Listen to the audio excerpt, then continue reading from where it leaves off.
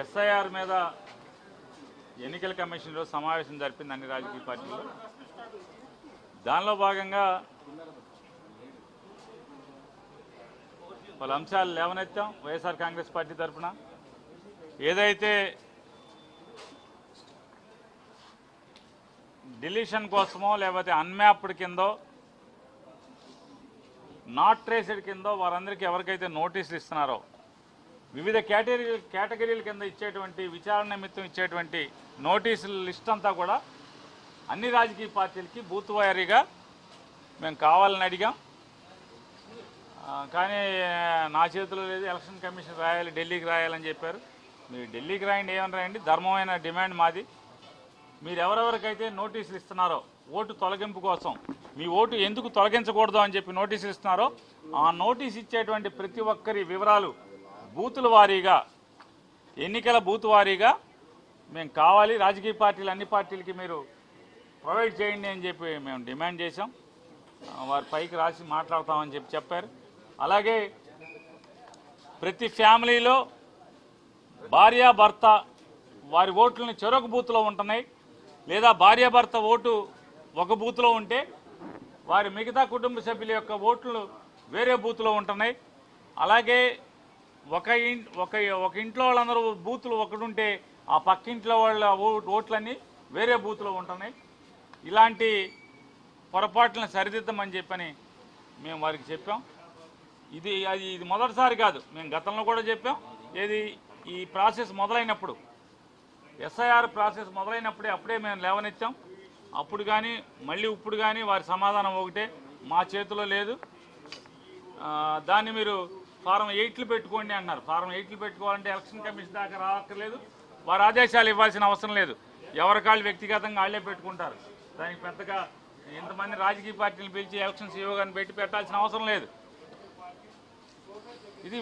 అది voter list తయారు చేయడం అనేది వ్యవస్థలో ఒక ఇంట్లో ఓట్లు, భార్యాభర్తల ఓట్లు చెరొక బూత్లో ఉండటం ఏంటి, ఇది తప్పు కదా, ఒకే బూత్లో పెట్టండి అంటే ఎవరికాళ్ళు ఓటర్లే పెట్టుకోవాలని చెప్తున్నారు.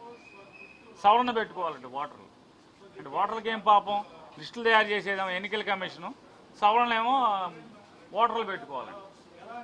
అలాగే ఒక బజార్లో ఒకే వీధిలో ఉన్నటువంటి ఓట్లు మరి ఒకే బూత్లో ఉండాల్సింది పోయి మరి రకరకాలుగా ఉంటాం. ఒకే పక్క బజార్లో వాళ్ళ ఓట్లన్నీ కూడా మళ్ళీ వేరే బూత్లో ఉంటాయి. ఇట్లా రకరకాలుగా ఉన్నాయి. అన్నీ సరి చేయమన్నాం, మేము సరి చేయలేమని చెప్పారు. మరి ఇది ఒక వింత దాన్ని ప్రాసెస్ లాగా కనపడుతుంది మనకి. ఈ ప్రక్రియ వింతగా ఉంది. మరి ఎన్నికల కమిషన్ చేతిలో 2 ఓట్లుంటే పట్టుకుంటాం, 3 ఓట్లు దొంగ ఓట్లుంటే పట్టుకుంటాం అని చెప్తున్నారు. మరి ఈ సరి చేయాలి కదా, ఈ సరి చేయమని చెప్తారు. అలాగే వీళ్ళ సాఫ్ట్వేర్ కూడా డెమోగ్రఫిక్గా మేము రీడ్ చేస్తుంది, అది ఇది అని చెప్తున్నారు. కానీ అది పొరపాట్లు ఉన్నాయి. ఎందుకంటే ఒక వ్యక్తికి ఉదాహరణగా ఒక ఓటును కూడా మేము ఉదాహరించి చూపించాం. ఒకే మనిషికి చిలకలూరుపేటలోను నరసరావుపేటలోను 2 చోట్ల కూడా అదే వ్యక్తికి ఓటు ఉంది. ఆ ఓటును ఉదాహరణ కూడా వారికి చెప్పాం పేరుతో సహా. ఆ ఓటు మరి ఎలా వచ్చింది, మ్యాపింగ్ కూడా అయిపోయింది, డ్రాఫ్ట్ కూడా డ్రాఫ్ట్లో కూడా 2 చోట్ల ఓటు ఉంది. మరి ఇది ఎలా? మరి రాష్ట్రంలో ఉన్నటువంటి డూప్లికేట్ ఓట్లు, దొంగ ఓట్లు ఏరుతున్నామన్నారు. ఎలా ఏరుతున్నట్టు లెక్క? ఇవన్నీ కూడా లేవనెత్తాం. అదొకటే కాకుండా బిఎల్ఓలను కూడా అదర్ డ్యూటీస్ ఉండకూడదని చెప్పని మేము గట్టిగా గతంలో అడిగాం, ఇప్పుడు కూడా అడుగుతున్నాం.